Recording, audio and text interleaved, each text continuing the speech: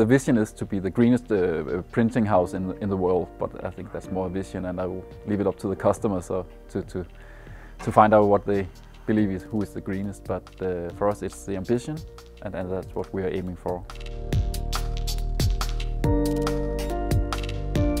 I think I have to take you a little back in history to 2007.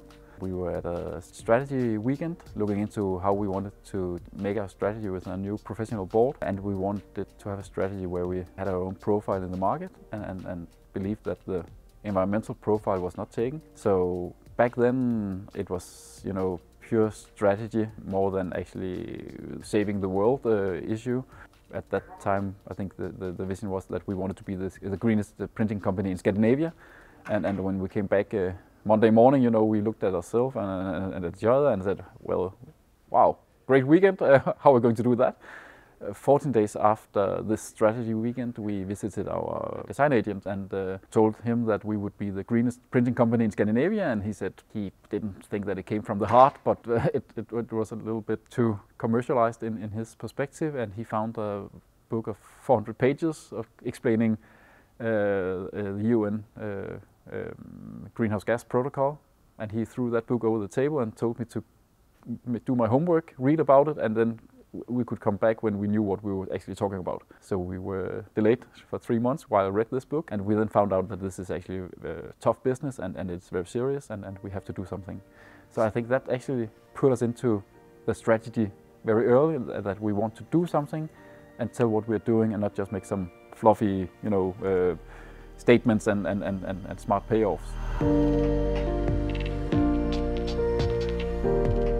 From 2007 to 12, we looked very much into our own carbon emission. We made the strategy of driving electric cars. We invested in our own windmill, put the white roof on the building, and looked into a lot of consumption of electricity. We reduced our electricity in that period with 28%. We reduced our water consumption with 59% and the heating by 64%. So yeah, we got quite far.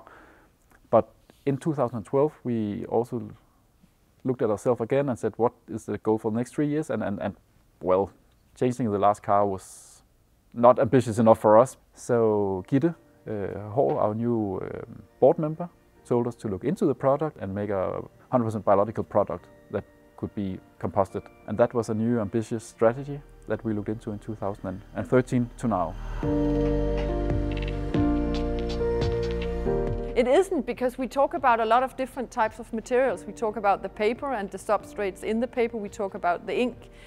We talk about the varnish. So there's so many components in the product that we need to change, and we need to introduce a totally different thinking on how our materials live after they leave the factory. So that's not just plug and play.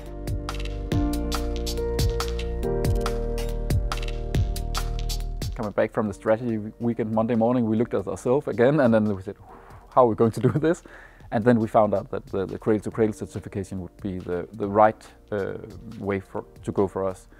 The goal is not the certificate, the goal is to make the print biodegradable, but the certificate is actually more the evidence showing the customers that we are and we do what we say we are doing. In 2007 we had an analysis, and actually we were one of the poorest performing printing houses in top 10. So we needed to make a new strategy and make a strategy that was different from all the rest in the industry in Denmark. So I think that we had this burning platform because we actually didn't perform that well, to be honest. I honestly believe that we wouldn't be here today if we hadn't made that decision back in 2007 and again in 2012-13. If we talk about especially this industry and KLS, it was a matter about that the old business model is simply not feasible anymore. We are not competitive anymore, especially not in this part of the world. So if we wanted to survive, we needed to find another business model. And the other business model is actually to make sure that we contain our resources within the cycles, and that would be of a profit for us and for our customers.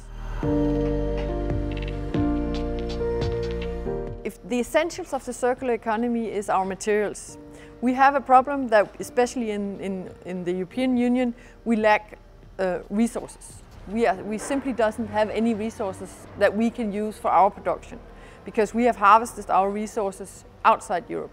So if we want to keep an economy that we know, we need to reuse the resources that we have within our borders, and they are mainly bound in our waste.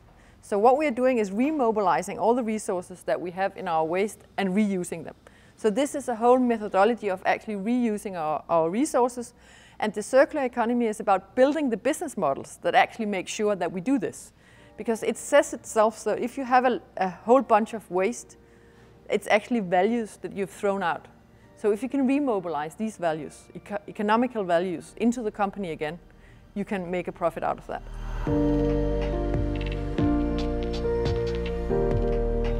Yeah, because the cradle-to-cradle certification is also a product certification.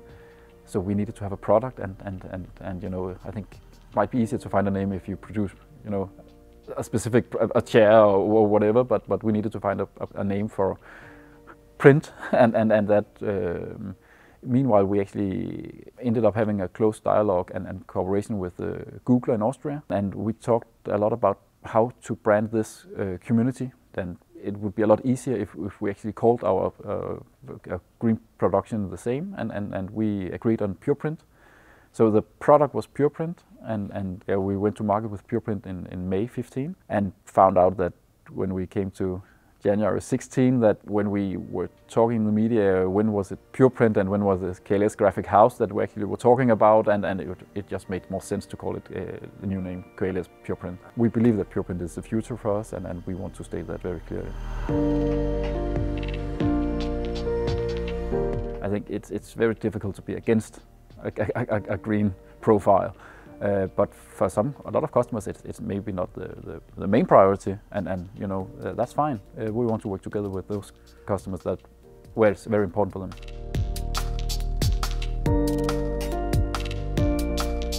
I think actually both, but I think one thing is very important to stress in this dialogue, and it is that the quality, price, good service, is delivery on time, all those issues, they have to be there.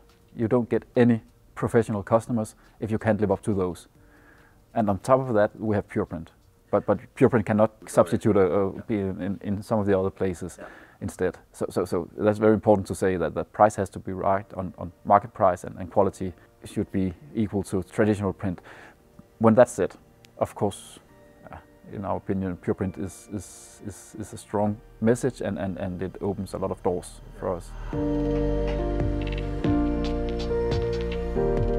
Yeah, we're not allowed to take anything into production PurePrint-wise without a complete analysis of the product or the raw material. For instance, we had a cardboard certified April last year, and a very modern, environmental friendly production site, and that took approximately half a year. Then they had to go back 3 levels to find out actually what the entire range of cast numbers was in their product. I don't think they had ever been so far back in the stream of actually where they got their raw materials from.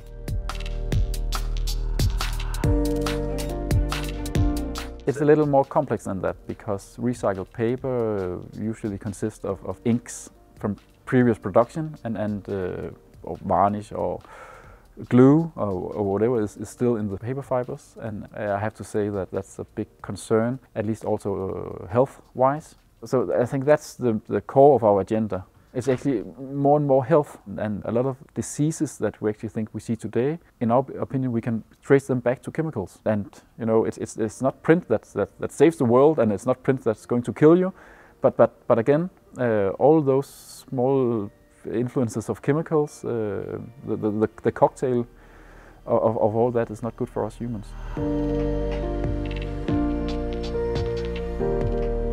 It's been quite an effort, and that's why we really need to believe that this is the right way. We were very lucky to get into a program under the Ministry of Commerce that was about converting existing companies into a green strategy, and both we got a lot of help and a tight schedule to follow, and also some financial help in the process. It was very important for us, because I think we wouldn't have had the muscles to do this on our own. So that first 1.5 years, it was extremely important for us to be in that program.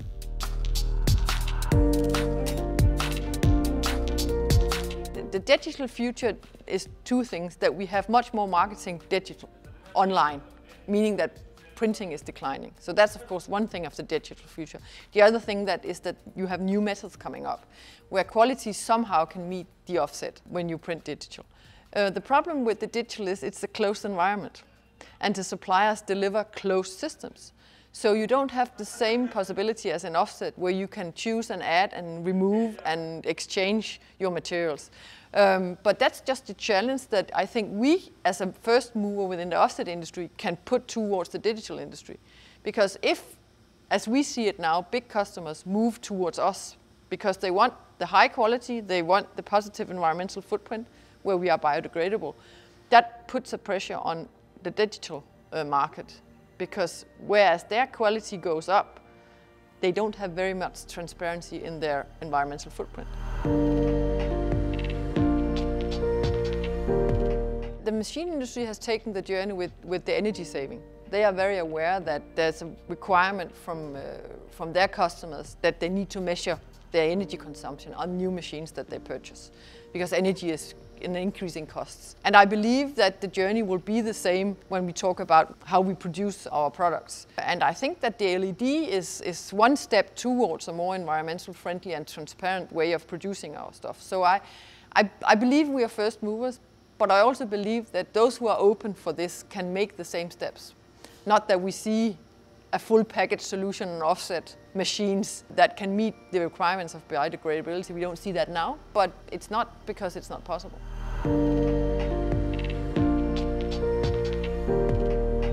It absolutely is. And I think personally for me, it was reading this book about the greenhouse gas issues and what happens if we are not coping with that in time. And I speak for all at KLS that it might be so that we cannot change the global warming, but at least we want to be able to say that we did everything that we could when we are going to talk to our children and grandchildren. And we want to do it, not suffering, but doing it in a great way.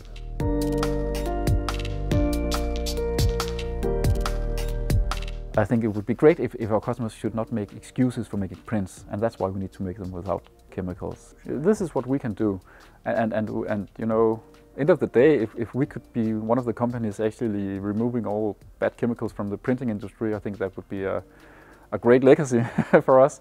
If we could be a little part of that. We believe that this is the future. We believe that we need to separate our resources so that we can get the full use of the biodegradability.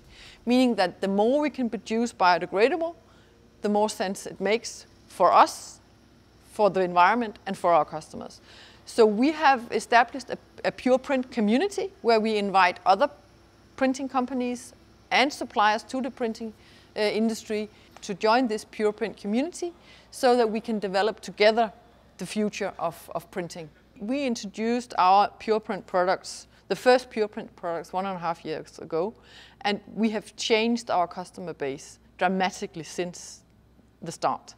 So now we meet totally different customers. We have access to very large global industrial companies that we could never get access to before because we have this positive thinking about our environment. So that means that if the offset industry wants to survive, they need to think this way, because those who do, they will win. And it might not be within the next 3 years, but within the next 5 or 10 years, we will also be pushed by the legislation, because there is a strong movement within the EU politics that requires that we will have to remove a lot of this and that we will implement the circular thinking in all our resources.